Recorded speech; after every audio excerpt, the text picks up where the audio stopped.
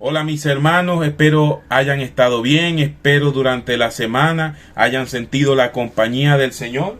Y bueno, seguimos estudiando la última semana del Maestro, como hemos titulado la enseñanza, y la semana pasada mencionamos que este pasaje era uno de los pocos pasajes en los que coinciden nuestros cuatro evangelistas.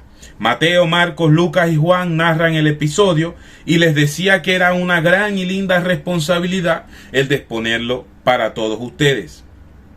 Jesús en episodios anteriores de la Escritura ya había entrado, ya había tenido también situaciones relevantes en la gran ciudad.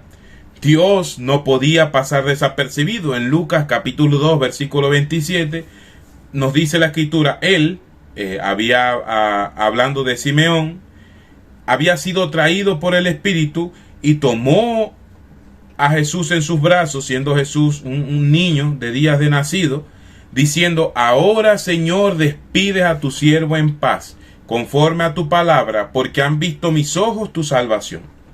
Quiero llamar la atención además que aquel anciano que por muchos años había esperado al Mesías, también dijo lo siguiente: una espada traspasará su alma, para que sean revelados los pensamientos de muchos corazones.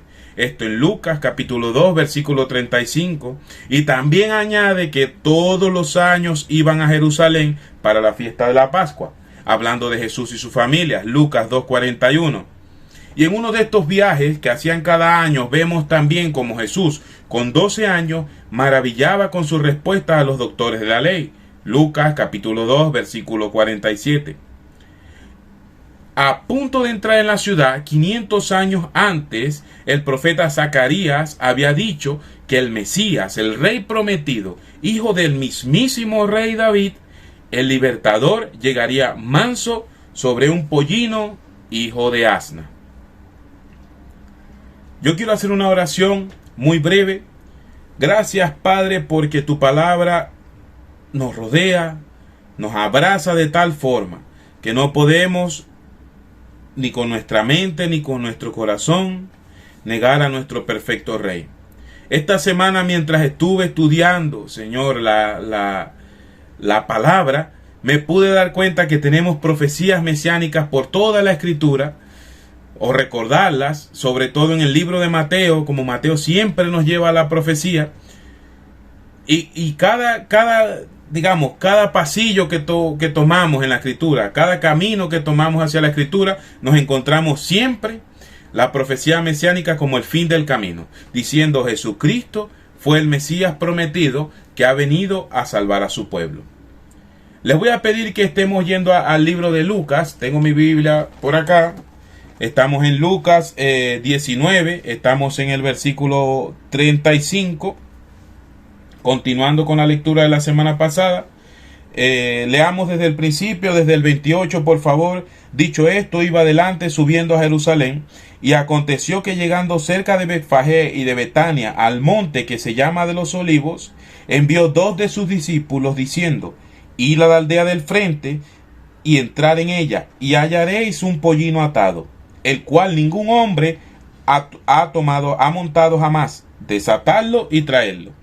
Y si alguno os preguntare: ¿por qué lo desatáis?, le responderéis así: porque el Señor lo necesita. Fueron los que habían sido enviados y hallaron como les dijo. Y cuando desataban el pollino, sus dueños le dijeron: ¿por qué desatáis el pollino? Y ellos dijeron: porque el Señor lo necesita. Y trajeron a Jesús, y habiendo echado sus mantos sobre el pollino, subieron encima. Y a su paso tendían sus mantos por el camino. Cuando llegaban cerca de la bajada del monte de los Olivos, toda la multitud de los discípulos, gozándose, comenzaron a alabar a Dios, dando grandes voces las maravillas que habían visto, diciendo: bendito el Rey que viene en el nombre del Señor, paz en el cielo y gloria en las alturas. Entonces algunos de los fariseos de entre la multitud dijeron: Maestro, reprende a tus discípulos. Él respondiendo les dijo: os digo que si ellos callaran, las piedras clamarían. Así que estuvimos estudiando la semana pasada desde el versículo 28 hasta el 34, Y ahora empezamos desde el 35. Y trajeron a Jesús, y habiendo echado sus mantos sobre el pollino, subieron a Jesús encima. La traducción literal de este versículo nos indica que condujeron al animalito. Cuando dice lo trajeron, la traducción es condujeron al animalito a Cristo y colocaron los mantos. También es aceptada la palabra capas dentro del griego sobre este antes que Jesús cabalgara en él. Mateo nos incluye acá que trajeron también a la asna y al pollino. Mateo 21, versículo 7. La Biblia de Estudio Teológico comenta al respecto que era la mejor manera de mantener al pollino calmado durante los gritos de la gente al entrar a Jerusalén, al ser un burrito muy joven. Es decir, los discípulos, según el comentario de la Biblia Teológica en su página 1605, nos dice que los discípulos pensaron que al ser un animalito joven, la mejor manera de hacerlo cooperar con la visión que tenía el maestro era traer a la madre con él. Y seguimos en el versículo 36 y dice que a su paso tendían mantos por el camino. Y esto me recuerda cuando Jehú, hijo de Josafat, fue nombrado rey.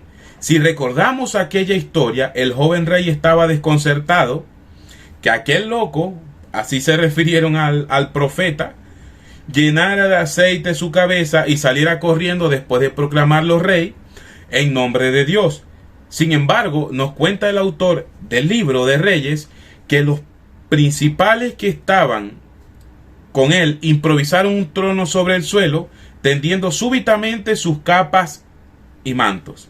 Y si hay algo que puedo asegurar es que todos aquellos peregrinos que ese día iban camino a Jerusalén conocían esta historia. Esta historia está en el segundo libro de Reyes 9:13 y es parte de la historia nacional de Israel. Por lo tanto, era una historia conocida para los judíos. También he de decir que en ese momento estaba a punto de celebrarse la Pascua. Y si entendemos el significado de la fiesta de Pascua, que era la conmemoración de la salida del pueblo de Israel de Egipto, entonces entendemos que el nacionalismo en ese momento estaba a flor de piel. Y si nos ponemos en esa posición, vemos que Jesús evoca a un rey del Antiguo Testamento, del segundo libro de los Reyes, capítulo 9, versículo 13, el nacionalismo a flor de piel, y empiezan a tender mantos sobre el camino donde cabalga Jesús.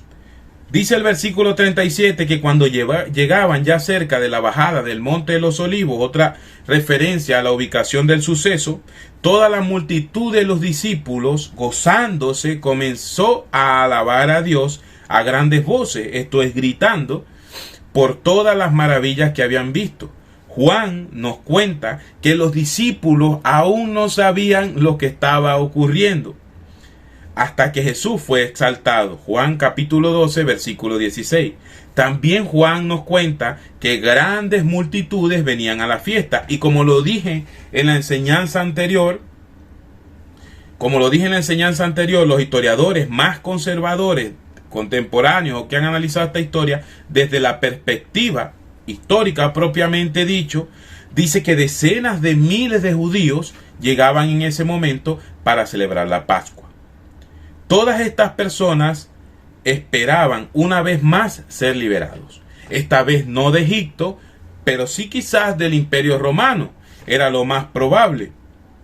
Mateo también en su relato dice, y la multitud era muy numerosa y tendrían los mantos en el camino. Ya lo hablamos antes. Pero cortaron ramas de los árboles y las tendían en el camino. Mateo 21:8. Y usted me dirá, hermano Ángel, pero está brincando de un evangelio al otro, y es parte de la responsabilidad de exponer este pasaje, debido a que se encuentra en todas las versiones de nuestro evangelio. Y la multitud, repito, era muy numerosa, tendían sus mantos en el camino y todos cortaban ramas de árboles y la tendían en el camino. La celebración con palmas también tenía un significado muy claro para los judíos. Por ejemplo, en la fiesta de los tabernáculos, en la que el pueblo confeccionaba chozas, lo que serían unas chozas, en mi tierra le decimos bohíos, y habitaban en ella por 7 días para conmemorar su paso por el desierto y glorificaban a Dios por su maravilla. Esto lo conseguimos en Levítico capítulo 3, donde se mencionan las fiestas anuales del judaísmo. También las palmas eran símbolos de triunfos militares judíos, como la revuelta de los macabeos, y eran tanto propios del vocabulario común como de la decoración del templo. Comenta la Biblia de Estudio Teológico en su página 1605. Y la gente que iba delante y detrás clamaba diciendo: Hosana al hijo de David. Mateo 21:9. Hosana es una palabra hebrea.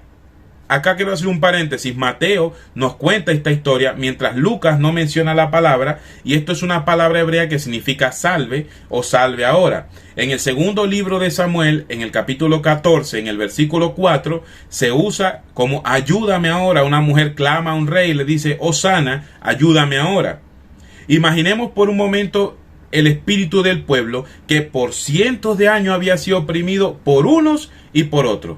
Veía como aquel descendiente del rey David, el rey más amado de la historia de ese pueblo, era el heredero nacido en la ciudad de David, llegando triunfante. Si leemos la genealogía del Señor en el capítulo 1 del libro de Mateo, nos daremos cuenta que si había alguien en Jerusalén que podía tener el trono del rey David, era el Señor Jesús. Porque su madre y su padre eran descendientes del rey David, él había nacido en la ciudad de David, y por lo tanto, si nos poníamos a buscar candidatos en la ciudad que probablemente heredaran el trono de David, seguramente Jesús sería nuestro primero o estaría en el grupo de los primeros candidatos si lo haríamos por herencia regular. Recuerden que las monarquías se heredan por herencia, valga la redundancia. Lo que la gente estaba haciendo era rogar por la ayuda. Hosana a menudo se considera como una declaración de alabanza similar a la palabra aleluya, pero en realidad es una súplica por salvación. Las palabras con las raíces hebreas se encuentran en el Salmo 118, 25. Les invito en su momento a leer este salmo. Por motivo de tiempo no lo vamos a hacer, pero esta semana me ha bendecido mucho el Salmo 118, que dice: oh Señor, sálvanos ahora, te ruego. Las palabras hebreas yasha. Hace tiempo, paréntesis, escuchaba un judío que explicaba el nombre de Jesús como Yahshua. Algunos lo nombran así. Hay como un debate entre Yahshua, Yeshua. Él decía Yahshua significa liberar, salvar, como Yahvet. Entonces la palabra hebrea yasha, liberar, salvar, y agna, rogar, suplicar, se combinaron para formar la palabra traducida como Hosana. Hosana literalmente significa te suplico que salves, o por favor libéranos. Esta información la pueden leer completa en la página God Question. Es una página muy recomendada para sus estudios bíblicos, tiene muy buen material. La voy a poner en la descripción. El versículo 38 diciendo: bendito el rey que viene en el nombre del Señor, paz en el cielo y gloria a las alturas. Esta declaración me recuerda el libro de Lucas en su capítulo 2, en el versículo 14, donde un selecto grupo de ángeles y pastores glorifican a nuestro Señor por el nacimiento del Mesías. Ahora, a una escala mucho mayor, la gente también bendice a Dios. Entonces algunos de los fariseos entre la multitud dijeron: Maestro, reprenda a tus discípulos. La envidia, la malicia en el corazón del hombre, en su monopolio de aparente santidad, se ponía en peligro. Y ellos desecharon la piedra angular cuando su apariencia de piedad se vio amenazada por un hombre verdaderamente santo. Cuando el verdadero Dios exigió que vivieran de acuerdo a la verdad que predicaban, fue más fácil llevarlo a la cruz. Hermanos, yo les voy a pedir un favor y les ruego que me dejen hacer acá la aplicación del tema antes de terminar de leer el texto. Esto es inusual, pero creo que es el momento. Y vemos un pueblo clamando su liberación. Ellos lo veían como un rey prometido, no aclamaban a Cristo no aclamaban a Dios, festejaban porque según ellos serían liberados del yugo romano. Pero ¿cuál era su fin? No era dar la bienvenida al Mesías que manifestaría la salvación eterna. Era dar la bienvenida y motivar en alguna manera a Cristo para que hiciera una revolución política en el momento. Y te pregunto, hermano, y me hago la pregunta, ¿con qué fin glorificas a Dios? ¿Con qué fin glorificas a Cristo? ¿Lo buscas en oración día tras día? ¿O tu amor es como el de la gente que cuando se vio complacida por Jesús o cuando no se vio complacida por Jesús, conspiraron para matarle? ¿Somos nosotros como las autoridades romanas y judías del momento, con el fin de mantener la paz, con el fin de hacer lo que la sociedad creía correcto, matar a un hombre inocente encubriendo mentiras? Tú, en aras de la libertad, en aras de la tranquilidad, te ha tocado sacrificar la verdad. A veces te piden alguna opinión sobre algún tema del diario vivir y para no entrar en conflicto, escondes la verdad de la Escritura en tu vida diaria. ¿O seremos nosotros entonces como los religiosos, que cuando el verdadero Dios pida cuenta de tu vida, la próxima vez que el verdadero Dios te llame a conciencia por algo que estás haciendo, lo ignorarás? Recuerda lo que dice el libro de Apocalipsis. Dice que vomitará de su boca a aquellos que no sean ni fríos ni calientes. ¿O seremos nosotros como el pueblo que en aquel momento rodeó al Señor, que solo le aclamó por su favor, pero al no cumplir sus expectativas, los cambió por un criminal? He conocido a personas que solo ven a Dios como un amuleto. Solo le buscan cuando hay una enfermedad o cuando hay un problema económico, cuando están sin trabajo, pero cuando la crisis pasa, se olvidan de Cristo. Recuerdo a sus discípulos 3 años con el maestro, día y noche con él aprendiendo, y al momento que fue apresado, a pesar de que en ese mismo momento el Señor dijo en el Getsemaní, con ellos no. Dice que la Biblia que cuando él, ¿es usted Jesús? Sí, yo soy. Dice que los que venían por él cayeron de rodillas. Él defendió a sus discípulos hasta la última consecuencia. Y el mismo apóstol Pedro, que después se convertiría en uno de los grandes referentes de la fe, negó al Señor en 3 veces seguidas. Muchas veces en nuestra vida hacemos esto. Muchas veces en nuestra vida, en los momentos difíciles o también en los momentos de mucha bondad, agradecemos a Dios, vivimos de alguna manera felices con el Señor, tenemos como una breve luna de miel con Él, pero cuando viene la adversidad, cuando vienen los momentos difíciles o cuando la vida se nos pone muy fácil, dependiendo de la situación que sea, nos olvidamos de Él. Cuando nos vemos comprometidos en nuestro trabajo, joven, cuando te ves comprometido en tu escuela, en tu universidad, a compartir tu verdadera fe y lo que realmente crees, porque es lo que exclama la Escritura, entonces prefieres esconder la verdad para mantener la paz. Una vez más, te digo que si no conoces a Jesús, aquel que ese día fue aplaudido y 5 días después era crucificado a causa de tu pecado, ruego que le pidas a Él que te ayude a cómo vivir dignamente conforme a su sacrificio. Y a ti, mi hermano, a ti, mi hermana que me escuchas, vivamos conforme a Él. Manifestemos con nuestros actos y con nuestras palabras que Él es el verdadero evangelio. Solo recuerda que Cristo no nos necesita ni a ti ni a mí. El privilegio es nuestro.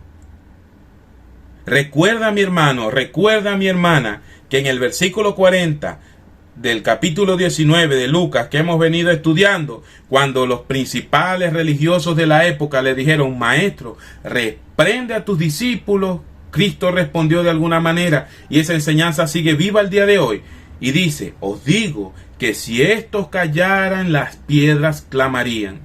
El privilegio es nuestro, mis hermanos, no le falta al Señor quien lo glorifique.